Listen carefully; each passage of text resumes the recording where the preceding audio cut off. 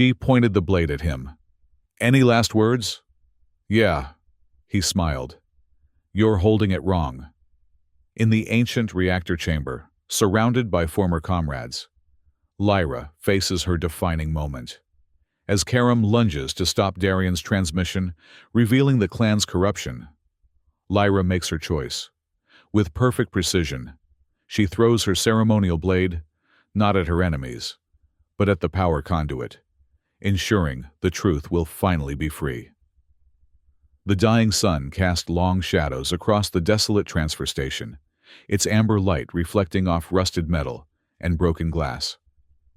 Lyra moved silently through the abandoned corridors, her footsteps barely audible against the constant low hum of failing life support systems. The air tasted stale, recycled too many times through ancient filters. This forsaken outpost on the edge of the barren planet had once been a bustling hub of commerce. But now, it served only as a perfect meeting ground for those who wished to remain unseen. Lyra's hand rested on the ceremonial blade at her hip, its curved edge a testament to the Wind Moon clan's ancient craftsmanship. She had carried it since her initiation at age 12, when the elders had deemed her worthy of beginning the assassin's path. 15 years of rigorous training had honed her into a weapon as deadly as the blade itself. Her missions had always been clear, her targets deserving of their fate, or so she had been told. Today's target was different: Darian, a mercenary whose reputation had grown to mythic proportions over the past 3 years. Intelligence suggested he had acquired something dangerous, something that threatened the security of the Wind Moon clan. What that treasure was, the elders hadn't specified. They rarely did. Their orders were to be followed, not questioned. Lyra had tracked him to this abandoned station through whispers and bribes across 3 systems. No one seemed to know what he looked like. Those who had seen him face to face either worked for him or were dead. The descriptions varied wildly: tall, short, scarred, handsome, cruel, merciful. The only consistent detail was his voice, calm, measured, with an accent that suggested an education in the Central Worlds. A sound, the subtle shift of weight on metal flooring, drew her attention to an old storage unit ahead. Lyra melted into the shadows, her breathing slowing to an imperceptible rhythm. She closed her eyes, focusing on the energy signatures around her. The Wind Moon teachings allowed her to sense life forces, and there was definitely one beyond that door. Slipping her blade free, she moved forward, each step calculated. The door was partially open, light from a portable lamp spilling out into the corridor. Lyra counted to 3, then moved in a fluid motion through the opening. A man stood with his back to her, examining what appeared to be a star chart projected above a small device. He was taller than she expected, broad-shouldered, dressed in simple but well-made clothing, suitable for long-distance travel. Dark hair was tied back neatly at the nape of his neck. Lyra crossed the distance between them in 3 silent strides. In one smooth motion, she pressed the ceremonial blade against his throat, its edge catching the artificial light. "Any last words?" she asked, her voice a whisper against his ear. The man didn't flinch. Instead, a small smile played across his lips, visible in profile.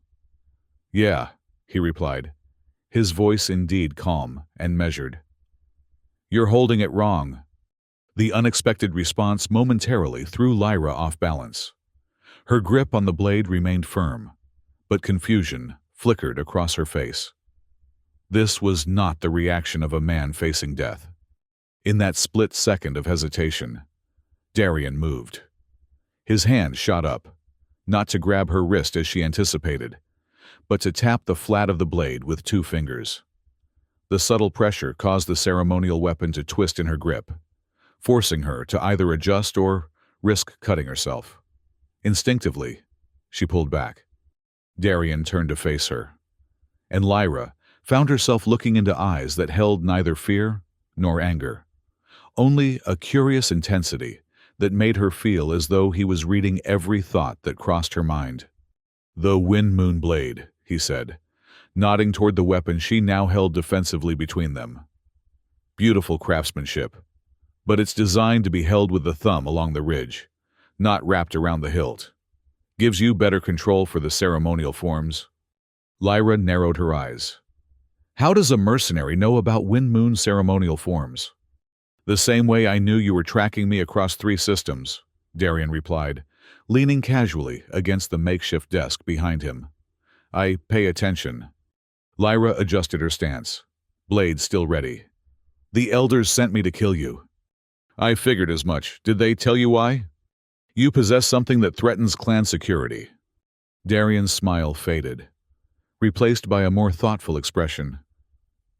And you didn't ask what that something might be, or why it would be threatening? It's not my place to question the elders. Isn't it? Darian's gaze was challenging now. You're what, 27? Trained since childhood to kill on command, never asking why the blood needs to be spilled? He gestured to the blade. That weapon in your hand. Do you know its history? It was originally designed for protection, not assassination. Lyra felt a flicker of irritation. I didn't come here for a history lesson. No, you came here to kill me. But I'm curious. He took a step forward, seemingly unconcerned about the blade between them. Do you remember the ion storm on Caldera Prime 3 years ago? The question caught her off guard. The ion storm on Caldera Prime had nearly killed her during one of her first solo missions. She'd been trapped in a collapsed mining tunnel, her communicator dead, with toxic gas slowly seeping in through the fractured rock. Someone had pulled her out just as she was losing consciousness. She never saw their face. That was you, she said, realization dawning. It was, Darian confirmed. I was there retrieving data from the abandoned research facility. Found you instead. Why save me if you knew I was Wind Moon? Because, unlike your elders, I don't believe in killing people without good reason. He nodded toward the star chart, still hovering above the device on the desk. Take a look. Maybe then you'll understand why the elders want me dead. Lyra hesitated, her training warring with her curiosity. Protocol demanded she complete her mission without delay. Any information the target offered could be a distraction or a trap. But something in Darian's calm demeanor made her pause. What am I looking at? She asked, not lowering her blade but glancing at the projection. Trade routes, Darian replied. Specifically, slave trade routes operated by the royal houses, with the full knowledge and cooperation of the Wind Moon elders. Lyra's grip on her blade tightened. That's a lie. The Wind Moon clan has opposed slavery for generations. Publicly, yes, but privately. Darian reached out slowly and expanded a section of the chart. These shipments here, disguised as medical supplies, they're transporting people, mostly children from the Outer Rim planets. Your clan provides security and receives a percentage of the profits. I don't believe you, Lyra said, but doubt had begun to creep into her voice. You don't want to believe me, Darian corrected. There's a difference. He tapped another section of the chart, bringing up a series of encoded transmissions. The treasure I'm carrying is evidence, financial records, communications between your elders and the royal houses, testimony from survivors, enough to expose the entire operation. Lyra shook her head, trying to dispel the creeping sense of unease. If what you're saying is true, why not take it to the Galactic Council? The Council is compromised. Too many members have ties to the royal houses. Darian's eyes met hers again. I need to broadcast this information simultaneously across all sectors. This station has an old communication array that can be modified to penetrate the royal censorship protocols. Lyra lowered her blade slightly, mind racing. If Darian was lying, she could still complete her mission. But if he was telling the truth... A distant sound echoed through the corridor outside, the unmistakable hum of a shuttle's engines. We're out of time, Darian said, quickly shutting down the projection. Your elders don't trust you to finish the job alone. They've sent backup. How do you know they're not your enemies? Lyra challenged. Because my enemies wouldn't know where to find me, he replied, gathering his equipment with practiced efficiency. Only the Wind Moon elders knew I was here, and only because I wanted them to send you. You wanted them to send me? Lyra's confusion was turning to anger. You've been manipulating me from the start. I've been giving you a chance, Darian corrected, slinging a pack over his shoulder. You saved my life once too, though you don't remember it. Meridian Outpost, 5 years ago. You were ordered to kill everyone in a rebel safe house, but you let a young boy escape. That boy brought me information that started this whole investigation. The memory flashed through Lyra's mind, a mission she'd never reported accurately, a moment of weakness she'd never confessed. Come with me, Darian continued, moving toward a maintenance hatch in the far wall. I can show you what your clan has become. After that, if you still want to kill me, I won't stop you. Lyra stood frozen in indecision. Every instinct trained into her demanded she complete her mission. Every instinct born with her whispered that Darian was telling the truth. The sound of boots on metal grew louder in the corridor. Make your choice, Lyra, Darian said, opening the hatch to reveal a dark passage beyond. Lyra took a deep breath, then slid her blade back into its sheath. Show me. Darian nodded once, then disappeared into the maintenance tunnel. Lyra followed, pulling the hatch closed behind them, just as the first of the Wind Moon enforcers burst into the storage room. The tunnel was narrow and poorly lit, forcing them to move in single file. Lyra kept one hand on her blade, the other trailing along the wall for guidance. Ahead, Darian navigated with the confidence of someone following a memorized path. How do you know this station so well? Lyra asked, keeping her voice low. I make it a point to know my exits before I enter a situation, Darian replied over his shoulder. This station was built during the second expansion. All outposts from that era share similar design elements.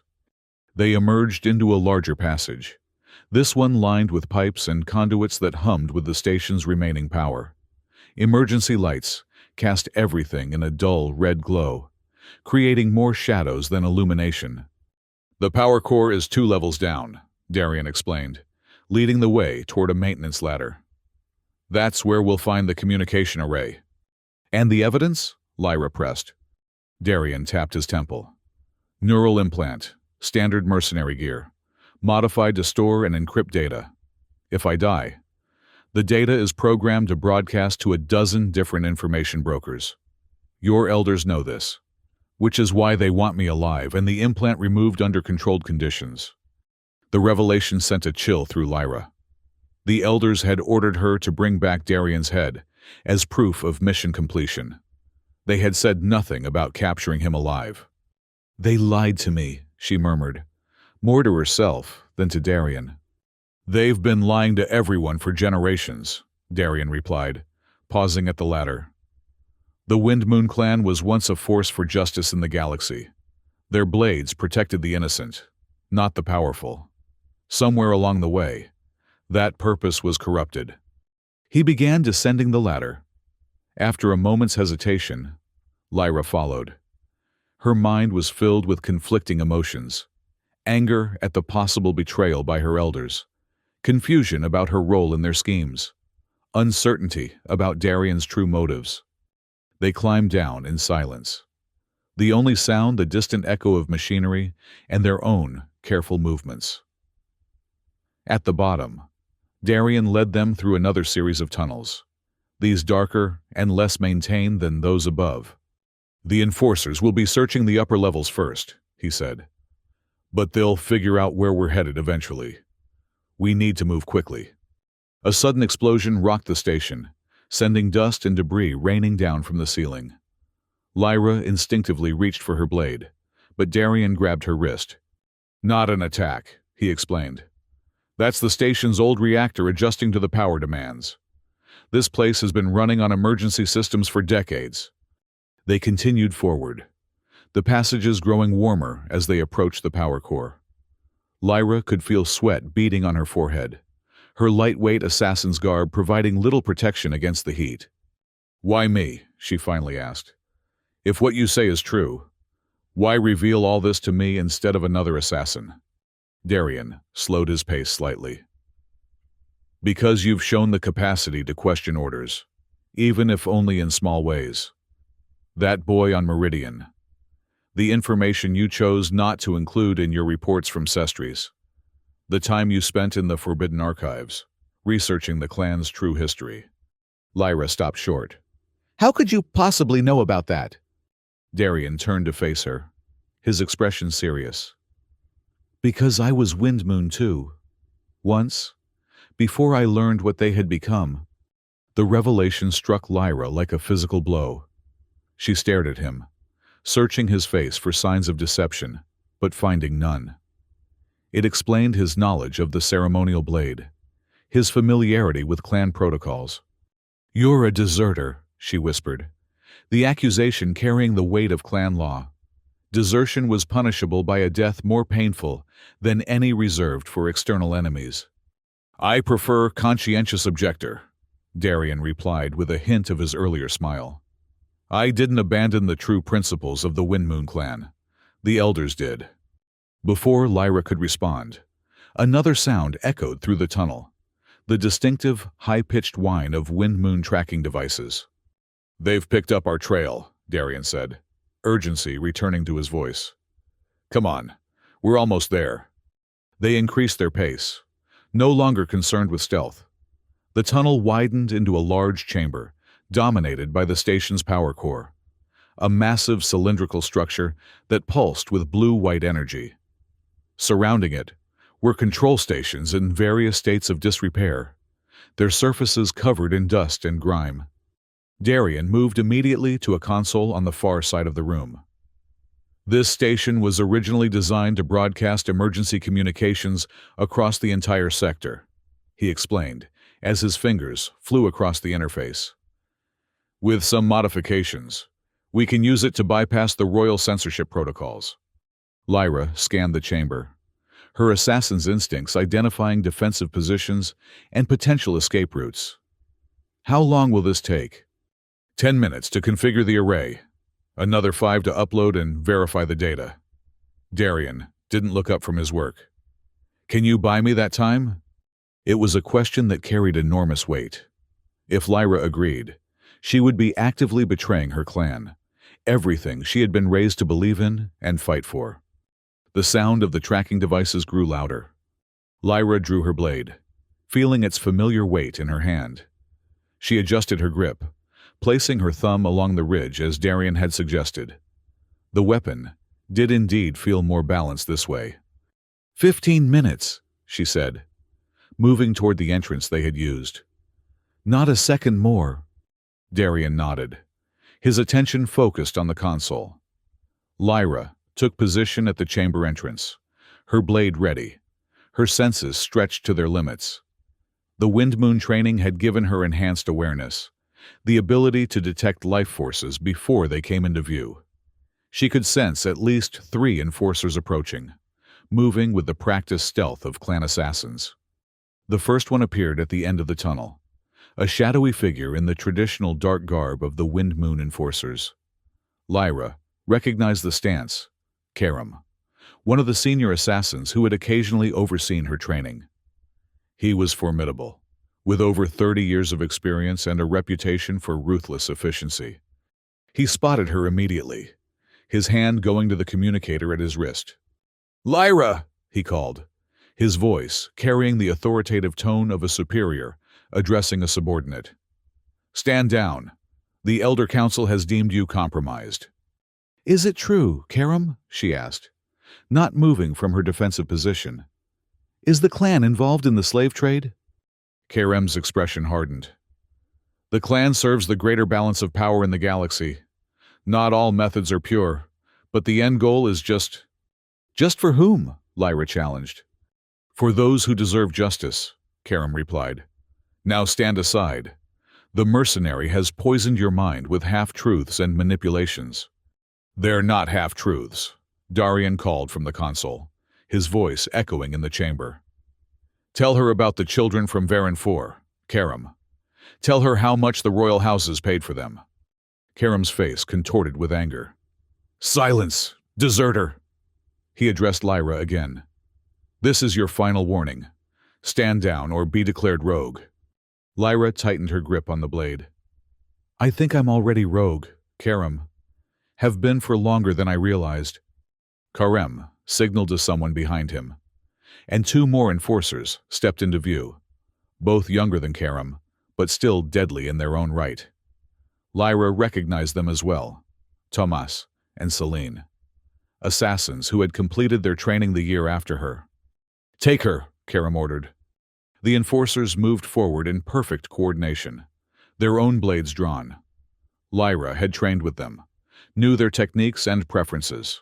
Thomas favored high attacks, using his height to advantage. Celine was more methodical, looking for openings created by her opponent's aggression. Lyra waited until they were committed to their approach, then moved with the fluid grace that had earned her the nickname Shadow Dancer among the novices. She sidestepped Thomas's initial thrust, using the momentum to spin past him and engage Celine. Their blades met with a metallic ring that echoed through the chamber.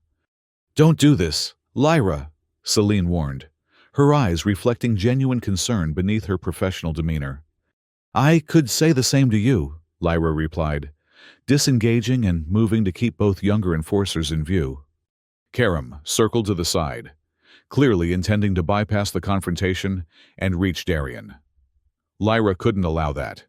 She feinted toward Thomas, then abruptly changed direction, throwing herself into Karam's path. Your quarrel is with me, Senior Enforcer, she said, using his formal title as a reminder of the clan's protocols. Karam's response was a lightning-fast attack that would have caught a lesser opponent off guard. But Lyra had anticipated it, having studied his techniques for years. She parried the blow and countered with one of her own, forcing him back a step. How far we've fallen, Karam said, genuine regret in his voice. You were to be my successor, Lyra. I never wanted to succeed you, Lyra replied, maintaining her defensive stance as Thomas and Celine moved to flank her. I wanted to honor the true traditions of the Windmoon clan. The true traditions? Karam scoffed. The galaxy doesn't operate on idealism. Power respects only power. Is that what they told you when they ordered you to guard the slave ships? Lyra asked, her voice cutting. That it was necessary for the balance of power? A flicker of something, shame, perhaps, crossed Karam's face before his professional mask reasserted itself. You understand nothing of the complexities involved. I understand right from wrong, Lyra shot back. Something the elders seem to have forgotten. The conversation ended as Thomas lunged forward, forcing Lyra to divide her attention.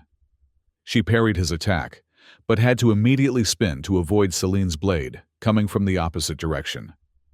The three enforcers worked in concert, their movements synchronized by years of training together. Lyra found herself giving ground, moving in a defensive pattern that brought her closer to the power core where Darian worked. She could hear the console beeping as he input commands, the array slowly coming to life after decades of dormancy. How much longer? She called over her shoulder, ducking beneath a sweeping strike from Karam. 8 minutes, Darian replied, his voice tense with concentration. The system is accepting the modifications, but the verification process is slower than I expected. Lyra needed to buy more time. The enforcers were skilled, but they were also constrained by the chamber's layout and their need to take her alive. She could use that to her advantage. With a sudden change in tactics, Lyra went on the offensive. She targeted Thomas first, knowing his overconfidence made him the most vulnerable. A series of rapid strikes forced him to retreat, momentarily separating him from the others. Lyra pressed her advantage, driving him back toward one of the auxiliary control panels. Thomas's heel caught on a raised section of flooring, throwing him off balance for just an instant. It was all the opening Lyra needed. She swept his legs from under him, sending him crashing into the panel. Sparks flew as the ancient equipment short-circuited, and Tomas cried out in pain. "Tomas!" Celine's momentary distraction gave Lyra the opportunity to engage Karem directly. Their blades met in a flurry of strikes and counters, each testing the other's defenses. Karem was powerful, his technique honed by decades of experience. But Lyra was faster, more adaptable, willing to incorporate unorthodox movements that weren't part of the traditional Wind-Moon forms. "You fight like him now," Karem observed during a brief pause in their exchange. "Like the deserter." "I fight to win," Lyra replied, circling cautiously. "Something the elders forgot to teach us between all those lessons about blind obedience." Karem's eyes narrowed. "The clan gave you everything: purpose, skill, a place in a universe that would have discarded you without a second thought. And this is how you repay that debt?" "The clan taught me to stand against injustice," Lyra countered. "I'm simply following that teaching to its logical conclusion." She attacked again, driving Karem back toward the entrance. From the corner of her eye, she saw Celine helping Thomas to his feet, his right arm hanging limp at his side. One opponent temporarily neutralized, but time was running short. 6 minutes, Darian called out, his voice tight with tension. "The array is online, but the station's security protocols are fighting me." Karem smiled grimly. "You won't succeed, deserter. Even if you manage to configure the array, the transmission will be traced. The royal houses have ships positioned throughout this sector. You'll be dead before your precious evidence reaches a single information broker." "Perhaps," Darian acknowledged, not looking up from his work. "But the truth will still be free."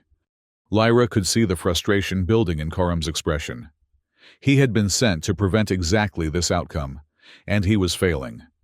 That made him dangerous. With a sudden shout, Karem lunged forward, his blade aimed not at Lyra, but at the console where Darian worked. Lyra intercepted the strike, their blades locking above the delicate equipment. "The elders were right about you," Karem snarled, his face inches from hers. "Always too soft, too questioning. A flaw in otherwise perfect craftsmanship." "Not a flaw," Lyra replied, her voice steady despite the strain of holding him back. "A conscience." With a surge of strength, she pushed him away from the console. Karem stumbled back, momentarily off balance. Lyra pressed her advantage, driving him toward Celine and Tomas, forcing all three enforcers to cluster near the entrance. 4 minutes, Darian announced. "Almost there." Karem's expression shifted, calculation replacing anger. "Kill him!" he ordered Celine and Thomas. "Forget the capture order. Destroy the implant at all costs." The younger enforcers hesitated, their training conflicting with this direct violation of the Elder's instructions. "Now!" Karem barked. Celine moved first, drawing a small projectile weapon from her belt. Not standard Wind-Moon equipment. She aimed at Darian, who remained focused on the console, seemingly unaware of the immediate threat. Lyra reacted instinctively. She threw her ceremonial blade with perfect precision, its edge slicing through Celine's hand before embedding itself in the wall behind her. Celine cried out, the weapon clattering to the floor. In the moment of confusion that followed, Lyra charged forward, launching herself at Karem with reckless abandon. They went down in a tangle of limbs, rolling across the chamber floor. Lyra fought with every technique she had ever learned, abandoning the elegant forms of Wind-Moon combat for the raw, desperate struggle of survival. She managed to pin Karem briefly, her forearm pressed against his throat. "Order them to stand down," she demanded. Karem's laugh was choked but defiant. "You've made your choice, Lyra. Live with the consequences." A sudden pain exploded in Lyra's side as Tomas drove his blade into her flesh. Not a killing blow. The Wind-Moon assassins were too well trained for that, but debilitating nonetheless. Lyra rolled away, one hand pressed to the wound, feeling warm blood seeping between her fingers. 2 minutes, Darian called, his voice cutting through the haze of pain. Lyra, hold on! Thomas advanced on her, his expression regretful but determined. Behind him, Celine had recovered, her injured hand cradled against her chest, but her stance ready.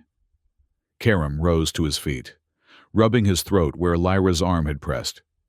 "It's over," Karam said, gesturing for the younger enforcers to stand down.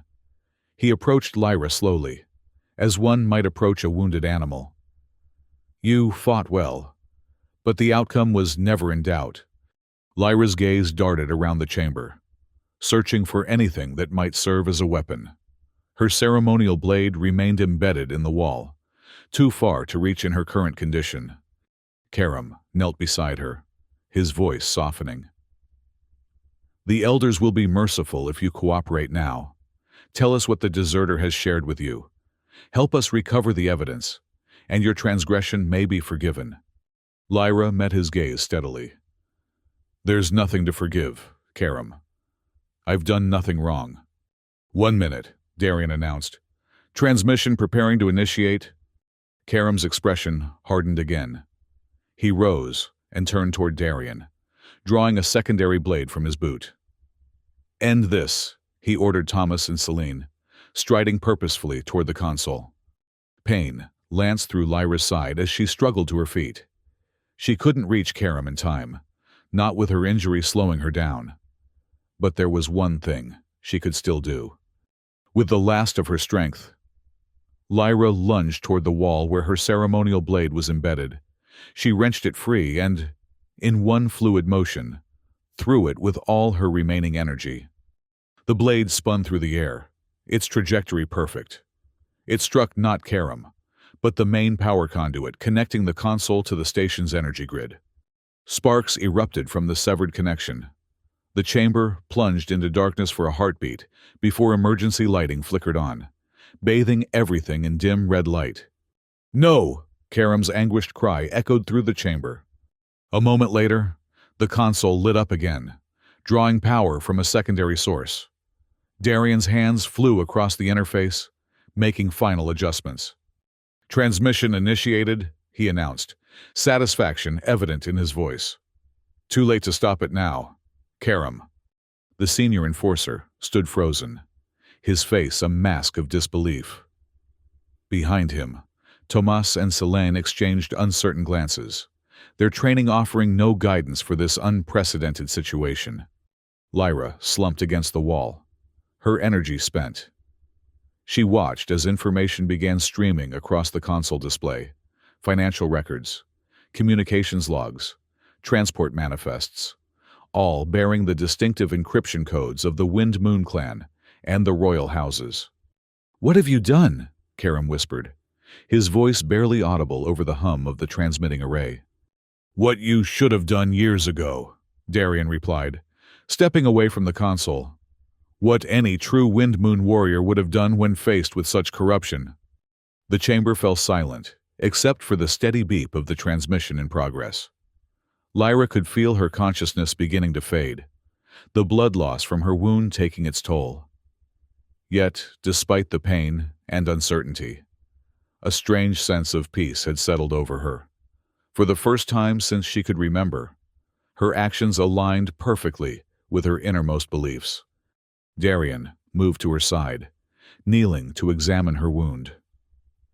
"It looks worse than it is," he murmured, applying pressure to slow the bleeding. "But we need to get you medical attention soon." Karam's voice cut through the moment. "This changes nothing," he said, though his tone lacked conviction. "The clan will survive this. The royal houses will ensure the evidence is discredited." "Perhaps," Darian acknowledged, helping Lyra to her feet. "But doubt has been sown. Questions will be asked. And in my experience, once people start questioning authority, they rarely stop." Lyra leaned heavily on Darian, her strength slowly returning despite the pain in her side. "What happens now?" she asked, addressing both men. It was Karam who answered, his voice weary. "Now chaos reigns. The elders will be summoned before the Galactic Council. The royal houses will distance themselves from the scandal, And the clan. He shook his head. The clan will fracture between those who knew of these activities and those who did not. And us? Lyra pressed. Karam's laugh was hollow. You and the deserter, you'll be hunted. The evidence may be public, but there are still those who will want revenge for this betrayal. It's not betrayal to expose corruption, Darian said firmly. It's loyalty to what the Wind Moon clan once stood for. The console beeped one final time, indicating the transmission was complete. The evidence was now spreading across every information network in the galaxy, impossible to contain or suppress. Karem seemed to age before their eyes, the weight of his failure visible in the slump of his shoulders. Go, he said finally, gesturing toward a maintenance exit on the far side of the chamber. Tomas and Selene will report that you overpowered us and escaped. It will give you a head start, at least. Lyra stared at him in surprise. Why? Because despite everything, I trained you. I watched you grow from a determined child into a skilled warrior. Karam's expression was a complex mixture of pride and regret. And because part of me has always known this day would come. The clan lost its way long before you joined its ranks. Darian nodded in acknowledgement of the unexpected mercy. The truth could have come from within, Karam. It didn't have to be this way. Perhaps, the senior enforcer conceded. But change rarely comes without pain. He turned to Lyra. Your blade, he said, retrieving the ceremonial weapon from where it had fallen after striking the power conduit. A Wind Moon assassin never abandons their blade, even when they abandon their clan. Lyra accepted the weapon, feeling its familiar weight in her hand. I haven't abandoned the true clan, she said softly. Only its corruption. Karam did not respond, but something in his eyes suggested he understood. He stepped aside, clearing their path to the exit. Tomas and Selene followed his lead, though confusion was evident in their expressions. With Darian's support, Lyra made her way across the chamber. At the exit, she paused and looked back at the three enforcers, representatives of the life she was leaving behind. The elders will send others, Karam warned. More skilled, more ruthless. They won't show mercy. We'll be ready, Darian assured him, his arm firm around Lyra's waist. They passed through the exit and into a narrow maintenance tunnel that would eventually lead them to the surface. Behind them, the power core continued to hum, the transmission array now silent, its momentous task complete. As they navigated the dimly lit passage, Lyra felt a curious lightness despite her injury. For years, she had served without question, believing in the righteousness of her actions because the elders decreed it so. Now, having glimpsed the truth, she could never return to that blind obedience. Where will we go? She asked, as they approached a junction in the tunnel. There's a small freighter docked on the far side of the station, Darian replied. Fast, well-equipped, stocked with enough supplies to get us to the Outer Rim territories. And then? Then we keep fighting, he said simply. The evidence is out, but that's just the beginning. The royal houses will try to contain the damage, silence witnesses, discredit the accusations. Someone needs to ensure the truth isn't buried again. Lyra nodded, understanding the commitment he was describing. It would mean a life of constant vigilance, always one step ahead of those who would silence them. But it would also mean purpose, a clearer, truer purpose than the elders had ever given her. They emerged from the maintenance tunnel into a small docking bay where a battered but well-maintained freighter waited. Its engines were already primed for departure. The loading ramp extended in anticipation of their arrival. You planned for this outcome, Lyra observed as Darian helped her aboard. I hoped for it, he corrected, sealing the hatch behind them. But I wasn't certain until you made your choice in the storage room. The interior of the freighter was surprisingly comfortable, with a small medical bay where Darian guided her first. As he treated her wound with practiced efficiency, Lyra studied his face, no longer that of an enemy or even a reluctant ally, but of someone who had shared a profound moment of truth with her. "Why did you really save me on Caldera Prime?" she asked, as he applied a regenerative patch to her side. "You couldn't have known then what would happen today." Darian's hands paused briefly in their work. "Because I recognized your blade, knew you were Wind Moon, and I thought if even one assassin could be shown the truth, it might be worth the risk." "A long game," Lyra remarked. "The only kind worth playing when the stakes are this high." He finished securing the patch and helped her into a sitting position. "Rest here while I get us off this rock. Once we're in hyperspace, we can talk more about what comes next." Lyra watched him go, then leaned back on the medical bay cot, allowing the regenerative compounds to begin their work. Through a small viewport, she could see the barren landscape of the planet below, a desolate wasteland, not unlike what her life had become in the service of corrupted ideals. The freighter's engines roared to life, vibrating through the hull. Lyra closed her eyes, feeling the sensation of movement as they lifted off from the station. There would be no going back now. Whatever future awaited her, it would be one of her own choosing, not one dictated by elders whose moral compasses had failed long ago. She thought of Karam's face as he'd handed back her blade. The resignation, the hint of respect, perhaps even a touch of envy for her freedom to choose. How many others in the clan felt the same? How many had suspected the corruption but lacked the courage or opportunity to stand against it? The ship's internal gravity adjusted as they reached escape velocity. The planet's pull gradually replaced by the artificial systems of the freighter.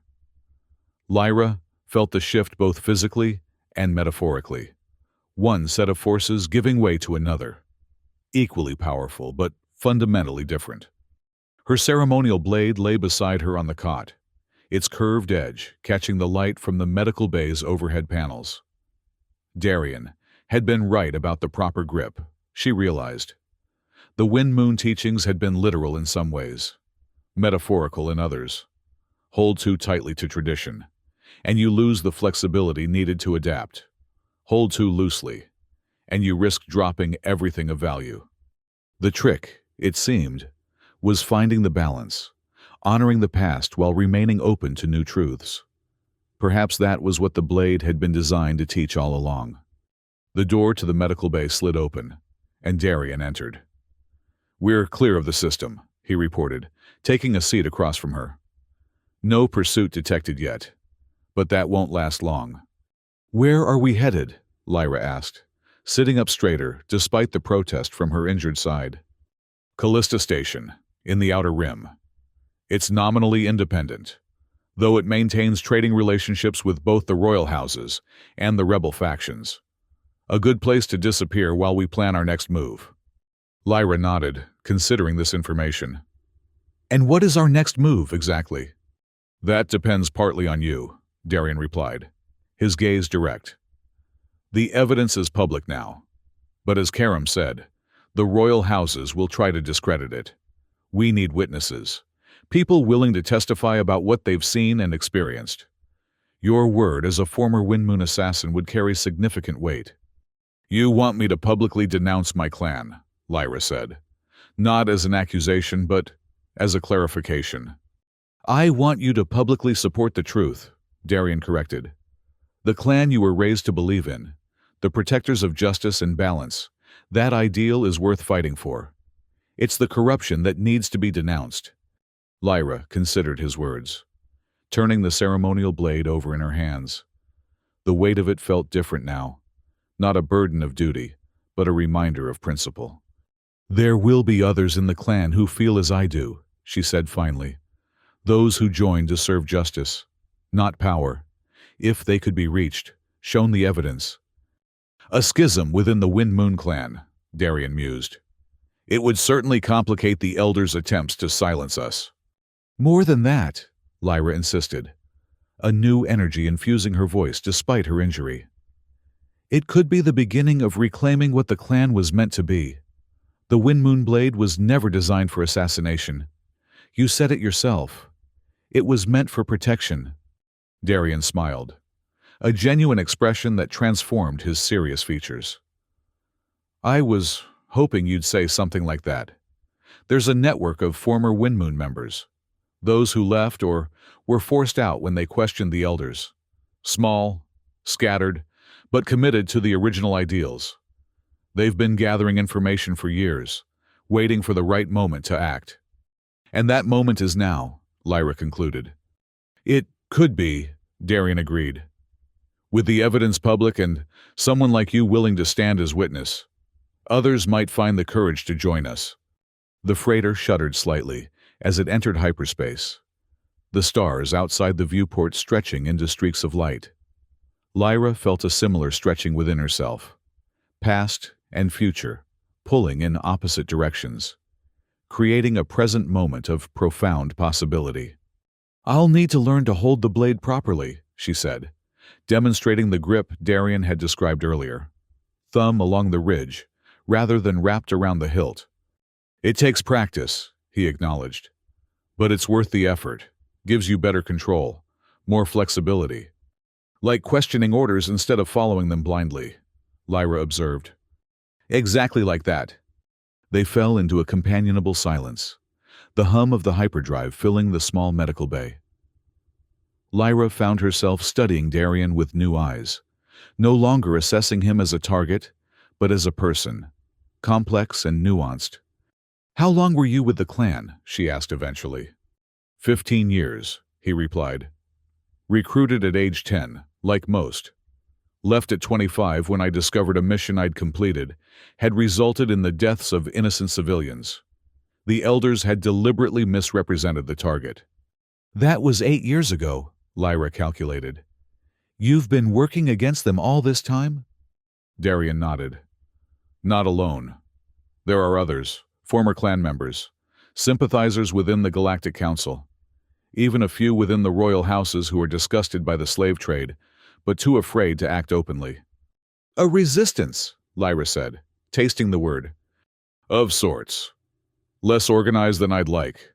More idealistic than is probably wise. His smile turned rueful. But committed to the truth, whatever the cost. The regenerative patch at Lyra's side hummed softly, its work accelerated by her enhanced Windmoon physiology. The pain had already begun to recede, replaced by the warm tingle of healing tissue. Rest, Darian advised, rising from his seat. We have 12 hours in hyperspace before we reach Callista Station. You'll need your strength for what comes next. As he turned to leave, Lyra called after him. Darian, thank you. He paused at the doorway. For what? For showing me how to hold the blade correctly, she replied, the literal and metaphorical meaning equally intended. His understanding was evident in his nod. Sleep well, Lyra, tomorrow. We begin to rebuild what was lost. The door slid closed behind him, leaving Lyra alone with her thoughts. She lay back on the cot, the ceremonial blade still in her hand. Its weight was comforting now, a connection to a tradition worth preserving even as she rejected the corruption that had twisted it. Outside the viewport, hyperspace streaked by in patterns of light that had fascinated travelers for millennia. Lyra watched the display, allowing its hypnotic quality to lull her toward sleep. The future was uncertain, filled with danger and the promise of difficult choices. But for perhaps the first time in her life, those choices would truly be her own. As consciousness began to fade, Lyra thought of the moment in the storage room when she had held her blade to Darian's throat and asked if he had any last words. His unexpected response, "You're holding it wrong," had been more profound than either of them could have known at the time. Sometimes, she reflected, the most important lessons came from the most unexpected teachers. And sometimes, learning to hold something differently was the first step toward changing everything. The freighter continued its journey through hyperspace, carrying its passengers toward an uncertain but purposeful future. And as Lyra drifted into healing sleep, her grip on the ceremonial blade remained firm but flexible, exactly as it was meant to be.